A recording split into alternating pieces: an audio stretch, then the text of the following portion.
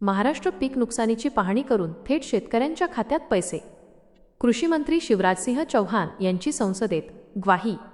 महाराष्ट्र पावसाळ्यात अतिवृष्टी आणि पुराने पिकांचे प्रचंड मोठे नुकसान झाले आहे.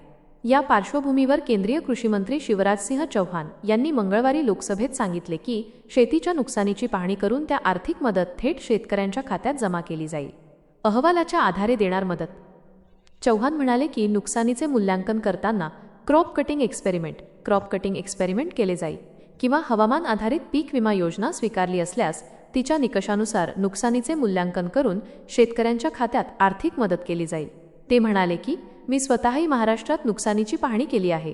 पिकांचे जितके नुकसान झाले आहे त्याचा आढावा घेऊन त्याच्या आधारे केंद्र सरकार पीक विमा योजनेतून रक्कम देईल. तसेच NDRF राष्ट्रीय आपत्ती प्रतिसाद निधी अंतर्गत देखील अधिक मदत महाराष्ट्र निधी देणार आहे.